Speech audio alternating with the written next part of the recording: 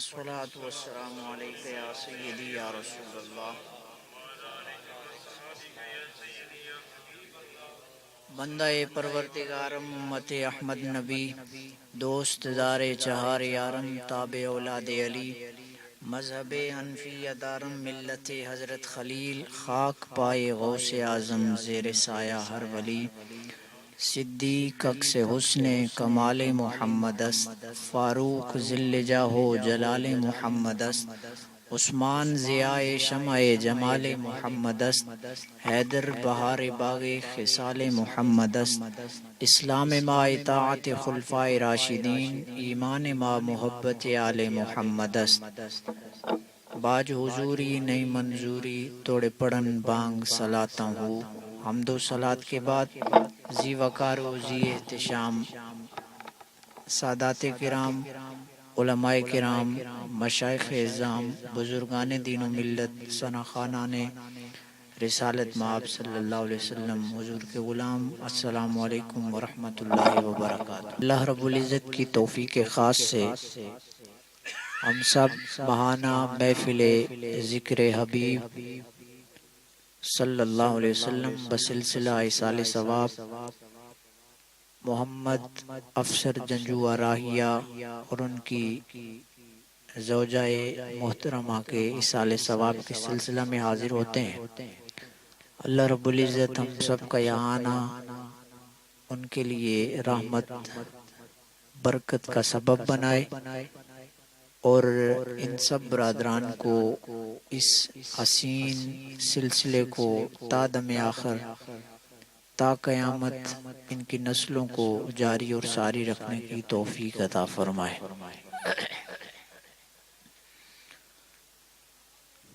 کائنات میں ہر کوئی اس لیے آیا ہے کہ وہ خیر کو حاصل کر سکے اور شر سے دور رہ سکے. چاہے کوئی مسلمان ہے یا بد مذہب ہے، غیر مسلم ہے یا اسلام کا ماننے والا ہے، ہر کوئی اسی سوچ کے ساتھ زندگی گزار رہا ہے کہ وہ بہترین رستے پر ہے اور خیر کے رستے پر ہے، اچھائی کے رستے پر ہے، اور ہر بندہ اپنے آنے والے کل کو بہتر سے بہتر بنانے کا خواب دیکھتا ہے. لیکن جب ہم قرآن پاک کی تعلیمات اور آقا کونین صلی اللہ علیہ وسلم کی تعلیمات پڑھتے ہیں تو ہم اس بات سے یقین حاصل کر سکتے ہیں کہ اللہ اور اس کے رسول کی تابعداری، اطاعت اور زندگی ان کے فرمان کے مطابق گزار کر ہی انسان خیر کو حاصل کر سکتا ہے، وگرنہ انسان ہدایت اور منزل کے رستے پر نہیں پہنچ سکتا اگر وہ اللہ اور اس کے رسول کے فرمان کو چھوڑ دے. تو جب کائنات کا سب سے بڑا مقصد اللہ اور اس کے رسول کی ذات کو پانا ہے، جب کائنات کا سب سے بڑا مقصد قرب الہی کا حصول ہے، جب کائنات کا سب سے بڑا مقصد رب ذوالجلال کی معرفت اور اس کی محبت کو حاصل کرنا ہے، تو اس بڑے مقصد کے لیے کائنات میں بڑے بڑے لوگ آئے. حضرت آدم سے لے کر آج تک اس مقصد کے حصول کے لیے ہر بندے نے کوشش کی، راتیں مصلے پہ گزری، آنکھوں سے آنسوؤں کی لڑیاں بہی، اور تہجد کی نماز میں دعاؤں میں رب کی ذات کا قرب حاصل کرنے کے لیے دعائیں مانگی جاتی رہی کہ مالک اپنا قرب عطا کر دے، اپنی معرفت عطا کر دے. اس کے لیے حضرت آدم علیہ السلام جنت سے اس کائنات میں تشریف لائے. حضرت نوح علیہ السلام نے 1600 سال کی عمر گزاری، 950 سال اس کی تبلیغ کرتے گزر گئی. اسی ذات کا قرب حاصل کرنے کے لیے حضرت ابراہیم خلیل اللہ نار نمرود کے اندر چلے گئے. اسی کا قرب حاصل کرنے کے لیے حضرت موسیٰ کلیم اللہ فرعون جیسے جابر ظالم حکمران کے سامنے کلمہ حق سناتے نظر آتے ہیں۔ اسی رب کا قرب اور اس کی محبت کو پانے کے لیے حضرت موسیٰ دریائے نیل کے بیچ میں جا کر بھی نعرہ مستانہ بلند کرتے نظر آتے ہیں۔ اسی کی محبت کے حصول کے لیے کہیں مکے کی تپتی زمین پہ بلال احد احد کی صدا دیتے نظر آتے ہیں۔ اسی کی محبت کے حصول کے لیے کہیں اویس کرنی اپنے دانتوں کو شہید کرتے نظر آتے ہیں۔ اسی کی محبت کے حصول کے لیے کہیں بدر کے میدان میں سروں کے نذرانے پیش کیے جاتے ہیں۔ اسی کی محبت کے حصول کے لیے کہیں احد کے میدان میں آقا کونین خود اپنے بطن مقدس پہ تین تین پتھر باندھ کر بھی اس کی ذات کی گواہیاں دیتے نظر آتے ہیں۔ اسی رب کا قرب حاصل کرنے کے لیے، اس کی محبت کو پانے کے لیے حضرت امام حسین کربلا کے اندر نیزے پہ بھی جا کے قرآن سناتے نظر آتے ہیں۔ مالک تیرے قرب حاصل کرنے کے لیے جان کی بازی لگانا پڑتی ہے۔ یہاں تو سولیوں پہ جا کے بھی کلمہ حق کہنا پڑتا ہے، یہاں جان دینی پڑتی ہے، یہاں خون پسینہ ایک کرنا پڑتا ہے۔ اتنی محنت اور مشقت تو ہم نہیں کر سکتے، تیری ذات تک پہنچنا ہمارا مقصد ہے، لیکن اس مقصد کے راستے میں رکاوٹیں بڑی ہیں، تکلیفیں بڑی ہیں، مشقتیں بڑی ہیں۔ اس راستے کو ہم نے عبور بھی کرنا ہے، تیری ذات تک پہنچنا بھی ہے، لیکن ہم بڑے سہل پسند ہیں، آرام پسند ہیں، سہولت پسند ہیں۔ کوئی آسان رستہ ایسا ہے کہ تجھ تک بھی پہنچ جائیں اور ہمیں مشقت بھی نہ کرنی پڑے۔ تو رب ذوالجلال نے اپنی پاک کلام میں ایک ایسا خوبصورت رستہ عطا فرمایا، کہا اگر اس رستے پہ تم چل پڑے تو پھر تم میری ذات تک پہنچ جاؤ گے۔ مالک وہ رستہ کیا ہے؟ فرمایا فَإِنْ آمَنُوا بِمِثْلِ مَا آمَنْتُمْ بِهِ فَقَدِ اهْتَدَوْا، اگر تم میرے محبوب کے صحابہ جیسا ایمان لے آؤ میں تمہیں ہدایت کی سند عطا فرما دوں گا۔ کہا میرے محبوب کے صحابہ جیسا ایمان لے آؤ۔ مالک اتنی بڑی کامیابی، اور اس کامیابی کو تو نے صحابہ کے ایمان کے ساتھ ملا کے رکھ دیا۔ وجہ کیا ہے؟ ایمان تجھ پر لانا ہے، کلمہ تیرا پڑھنا ہے، نبی تیرے کو ماننا ہے۔ صحابہ جیسا ایمان کیوں لائیں؟ صحابہ کے ایمان کو ہمارے لیے رول ماڈل بنایا کیوں گیا ہے؟ انہیں ہمارے لیے معیار حق بنایا کیوں گیا ہے؟ کہا یہی بات تو تمہیں سمجھانا چاہتا ہوں، مجھ تک پہنچنا ہے تو ان تک پہنچ جاؤ۔ آسان سی ایک مثال دوں گا، اگر کوئی بندہ کسی پیر صاحب، کسی استاد، کسی وقت کے بڑے شخص، کسی وزیر، کسی شہنشاہ، کسی صدر کے پاس جانا چاہتا ہو تو وہ اگلا شخص اسے کہہ دے اپنے کسی انتہائی قریبی شخص کے بارے میں، کہا اس تک پہنچ جاؤ، بس مجھ تک پہنچ جاؤ گے، تو وہ سوچے گا تو صحیح اتنا بڑا شخص جس کے بارے میں کہہ رہا ہے وہ یقیناً اس کا کوئی قریبی ہوگا، تو وہ اس تک پہنچنا حقیقتاً منزل تک پہنچنا ہے۔ تو رب بھی یہ بتانا چاہ رہا ہے مجھ تک پہنچنا چاہتے ہو صحابہ کے قدموں تک پہنچ جاؤ، رب ذوالجلال کا قرب تمہیں نصیب ہو جائے گا۔ مالک اتنی بڑی کامیابی صحابہ کے پہنچنے تک موقوف کیوں ہے؟ کہا یہی راز سمجھانا چاہتا ہوں، صحابہ نے جیسا میرے محبوب سے پیار کیا ہے، بدر میں جیسی انہوں نے جانثاری پیش کی ہے، ان کا احد کے میدان میں میرے محبوب پہ جان وار دینا مجھے اتنا پسند آیا۔ کہیں میرے محبوب کے بال مبارک جب کاٹے جا رہے تھے اور حجامت حضور بنوا رہے تھے، صحابہ طواف جس طرح کرتے ہیں حضور کا طواف بھی کرتے تھے اور حضور کے منہ مبارک کا تبرک لیتے تھے۔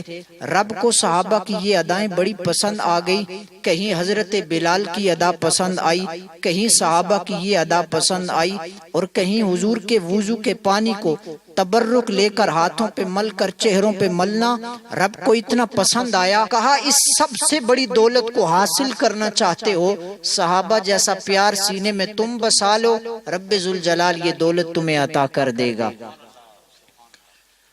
آج کے اس دور میں یہی بات سمجھنے کی ہے کہ صحابہ نے پیار کیا کیسے۔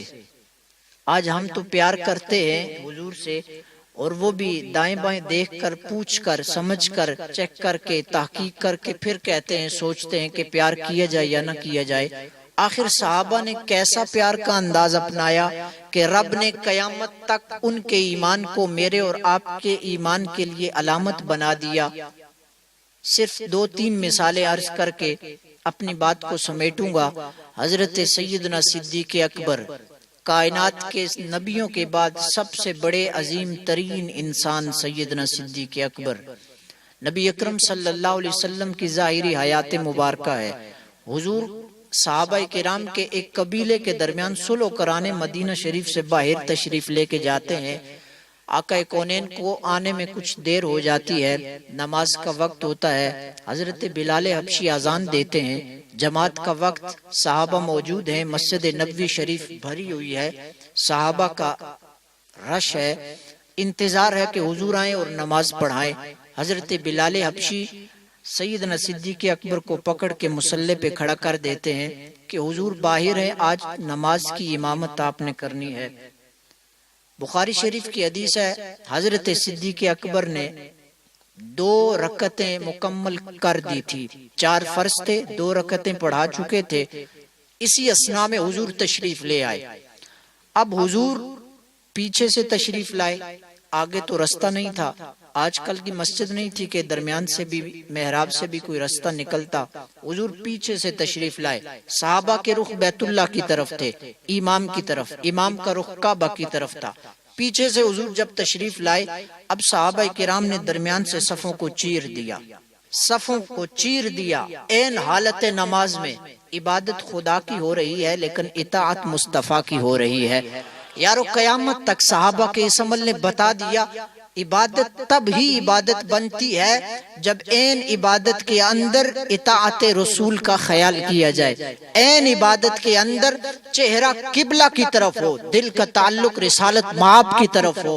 اسی لیے صحابہ کرام کے چہرے آگے تھے لیکن ان کا دل کا تعلق رخ مصطفیٰ سے تھا، ان کے دلوں کی نسبت اور کنیکشن رب مصطفیٰ کی ذات سے تھا۔ اسی لیے صحابہ چہرے آگے رکھ کے بھی پہچان گئے کہ مجلس میں اور نماز کے اندر، مسجد کے اندر حضور تشریف لے آئے۔ اب حضور کے لیے جب رستہ بنا، حضور رستے کو چیرتے ہوئے آگے تشریف لے گئے۔ حضور زبان سے یہ فرما بھی رہے ہیں، اے ابو بکر اپنی جگہ پہ قائم رہو، کھڑے رہو، نماز پڑھاتے رہو، لیکن حضور ادھر سے فرما رہے ہیں۔ حضرت صدیق اکبر مصلی سے پیچھے ہٹتے آ رہے ہیں، پیچھے آگے حضور مصلی پہ گئے، نماز پوری ہوئی۔ حضور نے فرمایا، صدیق جب میں نے کہہ دیا تھا نماز پوری کراؤ، مصلی پہ کھڑے رہو، کہا پھر پیچھے کیوں آئے؟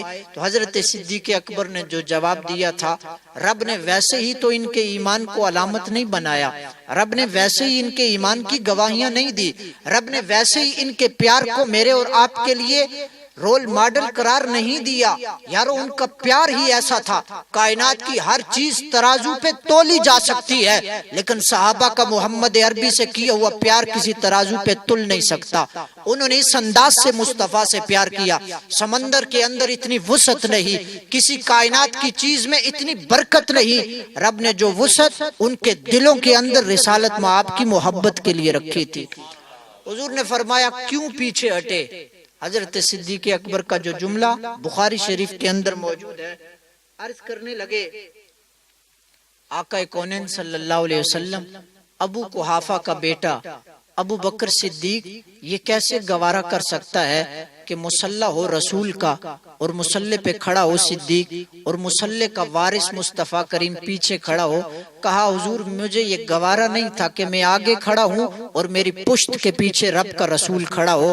کہا میری محبت نے یہ گوارا نہیں کیا تھا کہ میرا چہرہ قبلہ کی طرف ہو اور میری پیٹھ قبلہ کے بھی قبلہ مصطفیٰ کی طرف ہو۔ کہا صرف اس ایک بات کی وجہ سے میں نے مصلی چھوڑ کر پیچھے آ گیا کہ یہ مصلی بھی مصطفیٰ کا ہے، یہ عزتیں بھی مصطفیٰ کی ہے۔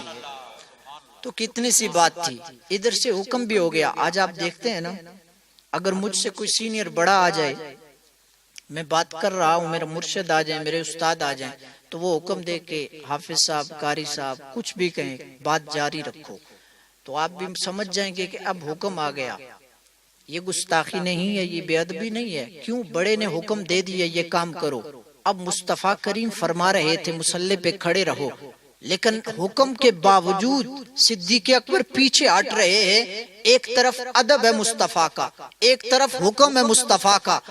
دو ایسے مقام ہیں تاریخ اسلام میں، دو ایسے مقام ہیں، استاد حکم دے اس کا حکم ٹل نہیں سکتا، باپ حکم دے اس کا حکم نہیں ٹل سکتا، ماں حکم دے اس کے حکم کی لاج رکھی جاتی ہے، پیر حکم دے اس کے حکم کے لیے جان وار دی جاتی ہے۔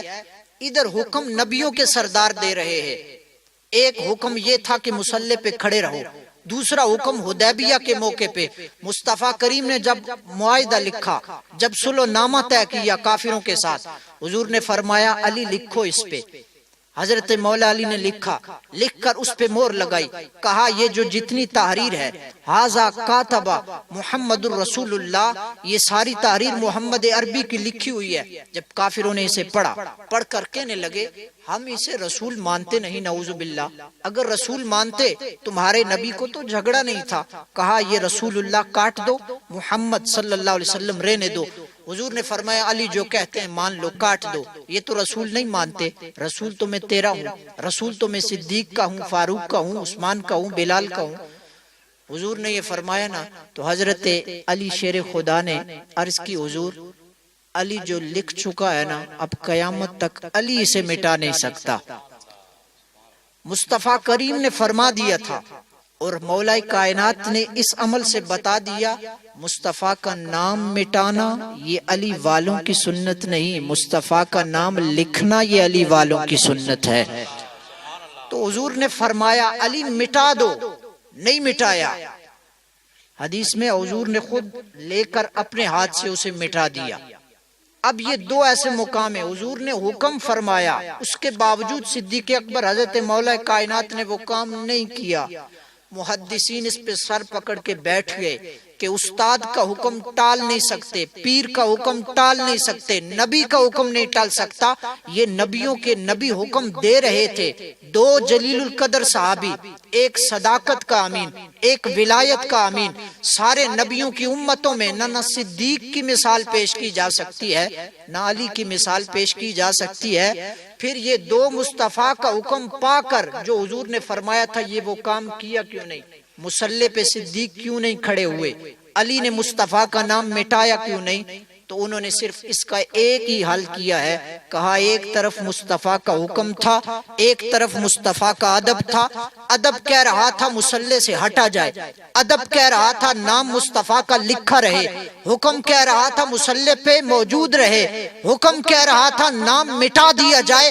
لیکن دونوں موقعوں میں صحابہ کے عشق نے یہ بتا دیا مصطفیٰ کریم کا ادب برتر ہے۔ حکم اور ادب جب مقابل میں آ جائیں تو حکم کو ترجیح دی جاتی ہے، اس لیے کہ شان مصطفیٰ اور امتی کا پیار اور محبت اور عشق یہ گوارا نہیں کر سکتا کہ نبی پیچھے رہے اور امتی آگے رہے، یا نبی کا نام امتی مٹا دے۔ صحابہ کے اس پیار نے بتا دیا یارو عشق کے انداز نرالے ہوتے ہیں، عشق کسی درگاہ سے نہیں ملتا، عشق کسی درسگاہ سے بھی نہیں ملتا، عشق تو اللہ والوں کی نگاہوں سے ملتا ہے۔ یہ صحابہ کو عشق اور محبت مصطفیٰ کی نگاہوں سے ملا تھا، تو اسی لیے رب نے ان کے ایمان کی گواہی دی۔ چار حضور کے خلفائے راشدین ہیں، چاروں یاروں کے نام کی ایک ایک مثال عرض کر دوں۔ حضرت عمر فاروق رضی اللہ تعالی عنہ نبی اکرم صلی اللہ علیہ وسلم کے جلیل القدر صحابی ہیں، امت کے دوسرے خلیفہ ہیں۔ رستے میں جا رہے تھے، اچانک ان کے کان میں آواز پڑی، ایک شخص کو گالی دے رہا ہے، لان تان کر رہا ہے، طنز کر رہا ہے۔ جب پوچھا تو پتہ چلا کہ جس شخص کو گالی دی جا رہی ہے اس کا نام مصطفیٰ کریم کے نام پر ہے۔ اب صحابہ نے پیار کیسا کیا حضور سے، وہ آپ کی خدمت میں عرض کرنا چاہتا ہوں۔ اس کا نام حضور کے نام پہ تھا، اس کو گالی دی جا رہی تھی، نام لے کر گالی نہیں دی جا رہی، اس کو آواز او فلاں شخص، او فلاں، نام نہیں لیا۔ محدثین فرماتے ہیں بس وہ رستے سے گزر رہا تھا، دوسرا شخص اس کے کسی کام کی وجہ سے کہہ رہا تھا فلاں تو ایسا ہے، تو ایسا ہے، تو ایسا ہے۔ حضرت عمر فاروق نے جس کو گالی دی گئی اس کو بلایا، کہا آج سے یا تو اپنا نام بدل یا اپنا کام بدل، تیرے کردار کی وجہ سے مصطفیٰ کریم کی ذات پہ انگلی اٹھائی جاتی ہے۔ آج سے یا نام بدل یا کردار بدل۔ محدثین فرماتے ہیں اس کا نام لے کے اس نے گالی نہیں دی تھی، ہاں جس کو دی تھی اس کا نام حضور کے نام پہ تھا۔ عمر فاروق کے عشق نے یہ بھی گوارا نہیں کیا کہ جس کا نام میرے محبوب کے نام پہ ہو اس کو گالی دی جائے۔ کہا آج سے تو یا کام بدل یا نام بدل، اس لیے کہ تیرے غلط کام کی وجہ سے نام مصطفیٰ کو گالی دی جاتی ہے۔ یہ تھا عمر فاروق کا عشق، یہ تھی ان کی محبت۔ ایسے ہی قرآن ان کی گواہیاں نہیں دے رہا، ایسے ہی رب ان سے راضی ہونے کا اعلان نہیں کر رہا۔ حضرت عثمان غنی امت کے سب سے بڑے حیادار شخص، اتنی حیا رب نے کسی انسان میں نہیں رکھی نبیوں کے بعد جتنی حیا حضرت عثمان غنی کی ذات میں رکھی۔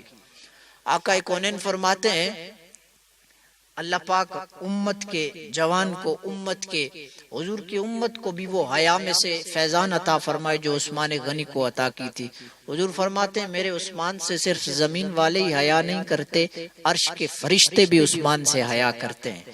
حضرت عثمان غنی کا پیار دیکھیے۔ آپ فرماتے ہیں جب سے آقا کونین نے 1400 صحابہ حضرت عثمان غنی گئے بیت اللہ شریف، حضور نے خبر ملی، جھوٹی خبر ملی کہ عثمان شہید کر دیے گئے۔ حضور نے درخت کے نیچے، قرآن کے اندر وہ لقد رضی اللہ عن المؤمنین اذ یبایعونک تحت الشجرہ، درخت کے نیچے بیعت کی۔ 1400 صحابہ نے حضور کے ہاتھ پہ بیعت کی موت پر کہ ہم حضور آپ کے نام پہ مر مٹیں گے، بدلہ لیں گے عثمان کے خون کا۔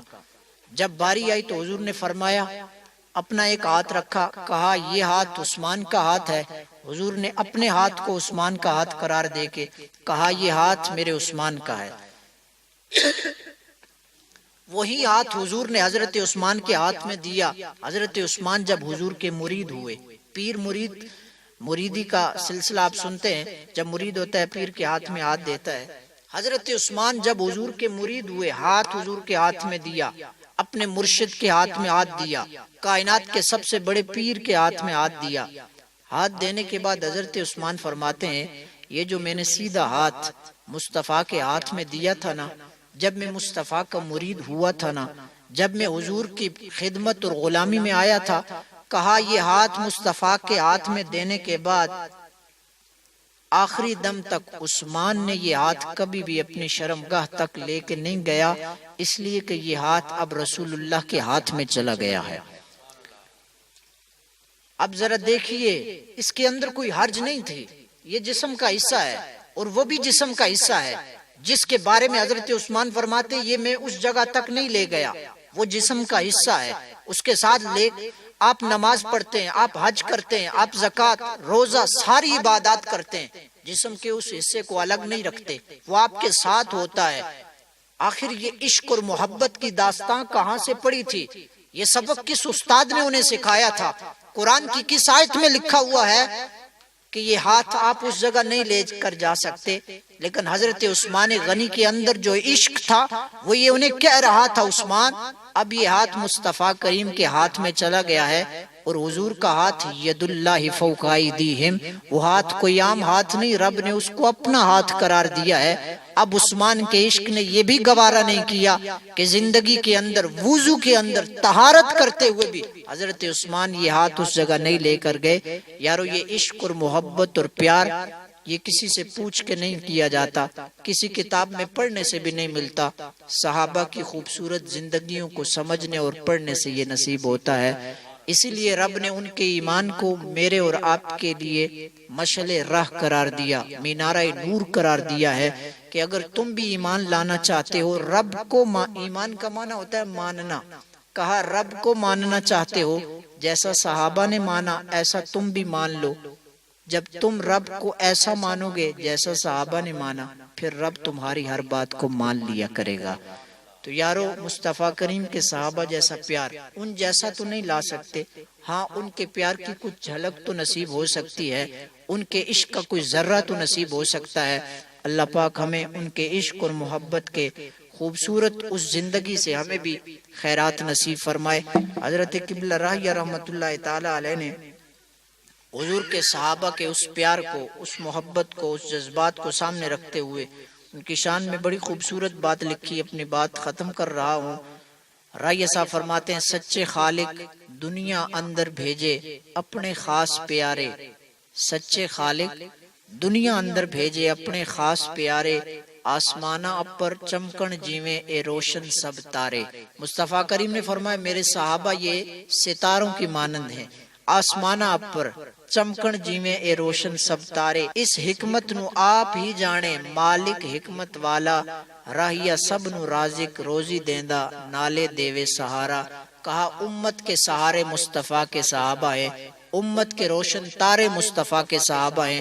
آخری بات اگر عرض کر دوں، آپ کی ذہن میں یہ بات ہمیشہ نقش رہے کہ آقا کونین صلی اللہ علیہ وسلم کی ذات تک پہنچنا ہے تو صحابہ تک پہنچ جاؤ، اس لیے کہ صحابہ تک پہنچنا حضور تک پہنچنا ہے، اور حضور تک پہنچنا خدا تک پہنچنا ہے۔ صحابہ تک کیسے پہنچا جائے؟ صحابہ تک پہنچنا ولی کی نسبت کے ساتھ پہنچا جا سکتا ہے، ولی کی نسبت لے کر صحابی تک پہنچ، صحابی کی نسبت لے کر نبی تک پہنچ، اور نبی کی نسبت لے کے خدا تک پہنچ۔ اس جہان میں بھی کامیابی تجھے ملے گی، اس جہان میں بھی کامیابی نصیب ہوگی۔